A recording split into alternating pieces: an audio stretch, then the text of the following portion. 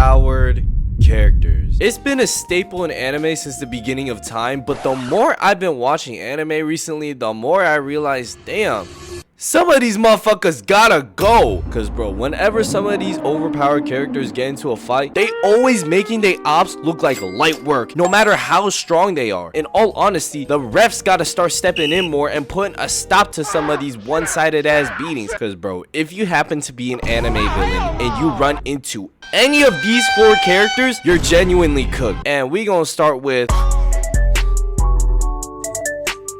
Jinwoo. Is probably the most popular and recent addition to this trope of ain't nobody fucking with me and I look clean as hell whenever I do anything. Imagine you live in a world where everybody is set to a certain standard. The power you are born with is the power you will always have for the rest of your life. There's absolutely nothing you can do to change the amount of power you got. If you're born an S rank hunter, you'll always be an S rank hunter. If you're an E rank hunter, motherfucker, you might as well just give up on all your dreams. You ain't doing shit to nobody. And these standards were true for everybody in the solo leveling verse, except for one man, Sung. I aura farm every chance I get, Jinwoo. This motherfucker is the only person with the ability to get stronger within every fight he gets into. He can also pop a full restore potion at any chance he gets whenever he's 1 HP. Oh yeah, and the fact that he has a damn shadow army that grows larger each time he slimes somebody out by reincarnating them as a shadow soldier. And he can summon them whenever, wherever he wants and swap places with them. He can do anything. So please tell me, how is any one person in this universe supposed to stop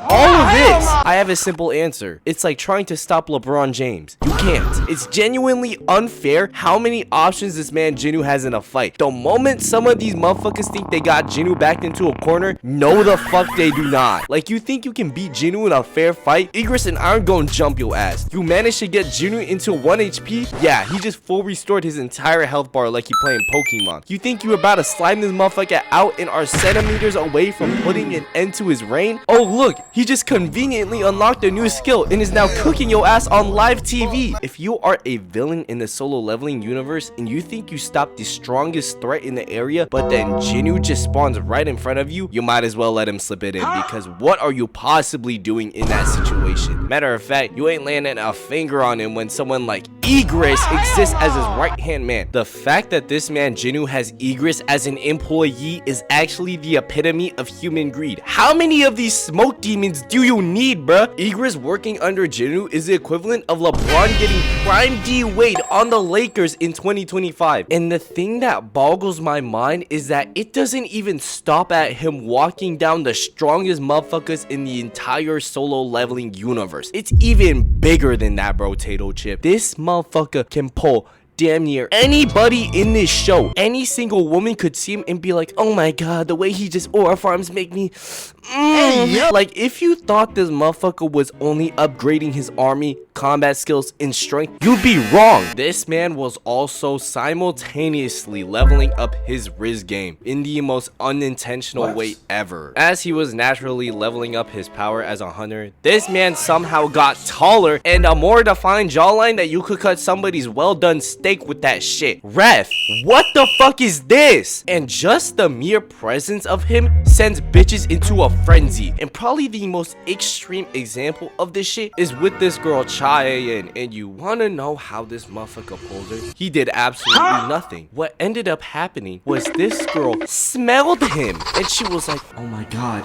he don't stink and he's not using that basic fuck ass Dior Sauvage. He's a different man. Bro pulled her by simply existing and smelling good while around her. Ref, this gotta be a flag on the play. Please stop this shit. It's too easy for this man. And bro, as much as I could talk about how much he aura farms, I feel like I've glazed this motherfucker for a whole 3 months worth of videos while this shit was airing. So I'm not even gonna be glazing him even more. One last thing I will mention was that bro was for real dodging all these other S rank hunters trying to recruit him to their guild. They were dead ass sucking him off, offering their kidneys, the whole 9 yards to get this motherfucker in their guild. But what ended up happening was that Jinwoo was like, shit, I don't even be doing all that. What about I just make my own? So bro made his own guild and became his own captain. Speaking of captains, why don't we also talk about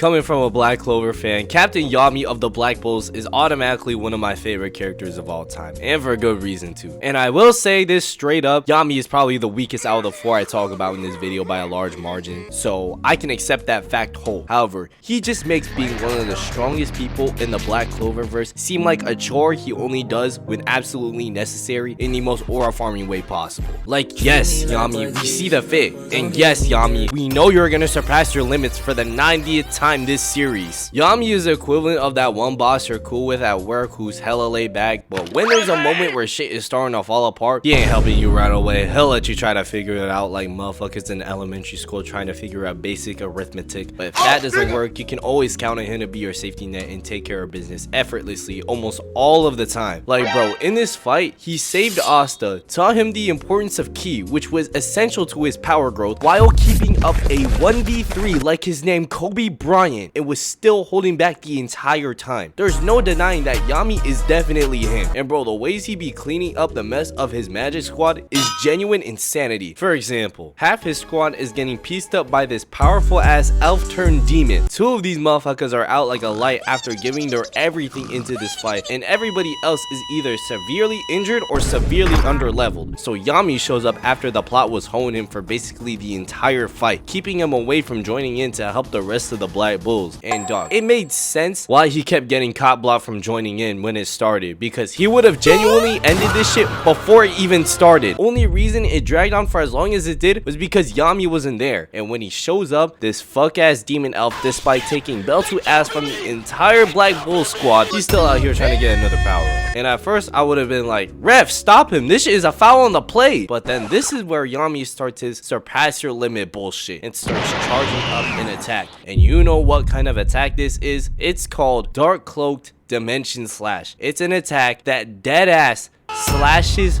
through dimensions, not just through metal, titanium, vibranium, fucking bedrock, through dimensions, bruh. Motherfucker, how is this shit even possible? And guess what happens when he uses this dimension slash tag on this motherfucker right here? Once he calls game and ices it right then and there. And do you know the craziest part about this move that he just used to practically one-shot Beauty and the Beast over here? He made a better version of it. I'll say this again, he made a better version of this move. How could this move get any OP than it already is? This man managed to find a way to extend its range and increase its power. He could practically Hail Mary this bitch across the field and it would still land on target. And the best part about this move, Yami don't even got to see the motherfuckers physically with his own 2 eyes. He can just feel their presence and that'll be enough to cut them down. Dog, please tell me, how are you supposed to beat a motherfucker that can slash you through dimensions? There's absolutely no way to block this attack whatsoever. Not even wet bananas can help you block this shit, bruh. If you're caught in its radius, you're genuinely cooked. And to top it all off, this motherfucker is somehow still finding ways to quote unquote surpass his limits. Like, bro, how are you supposed to surpass cutting through literal dimensions? I don't understand. If you see Yami fighting anybody, help the dude he fighting, because this dude about to one-shot his ass. And along with Yami, you know what else gotta be stopped? This atomic bullshit.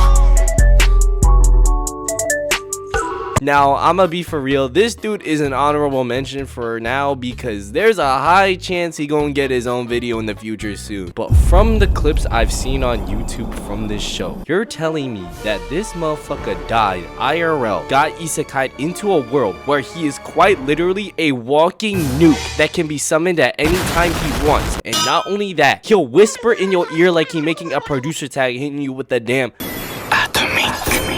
and will cook your ass in an instant. And there is deadass nothing you can do to stop him. He is the literal embodiment of the 2017 Golden State Warriors when they just got Kevin Durant. He's stacked as hell with no weaknesses. Now, before I talk about the last guy on this list, I feel like this dude rarely gets mentioned on YouTube, even though he's one of the most powerful characters in his verse and produced one of the most insane anime sound effects of all time. We got...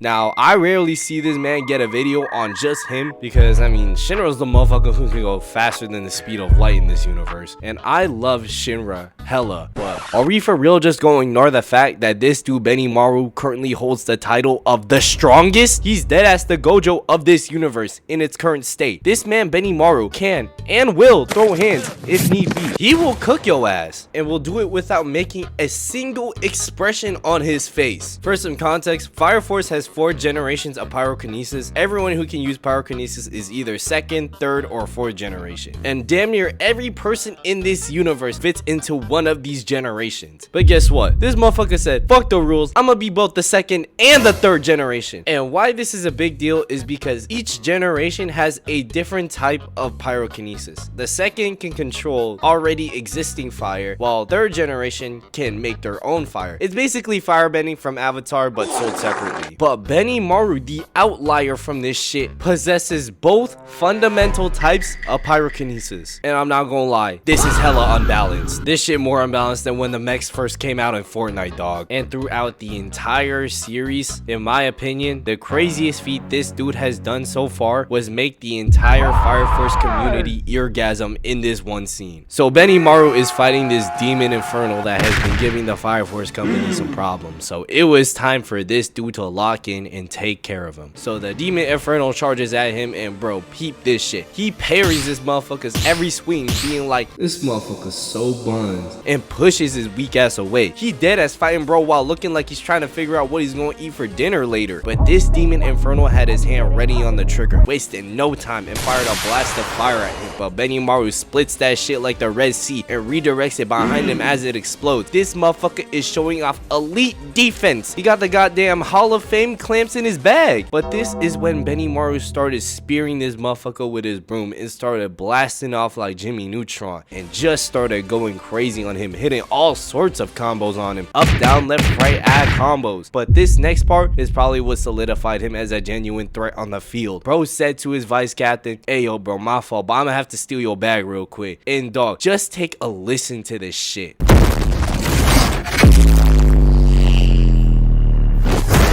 Like, bro, he doesn't even have to say he's the strongest. You can just hear that he's the strongest within this powerful ass explosion. Had the bass dropping harder than 808s in a damn Ken Carson beat. Now, after watching how he did that Infernal, please tell me how anybody's supposed to play any type of defense on him. Matter of fact, you can't even play offense on him. As soon as you gonna try to attack him, he gonna be like, man, get that bullshit out of my face. In conclusion, dog, who is stopping these strong ass motherfuckers? They need to go.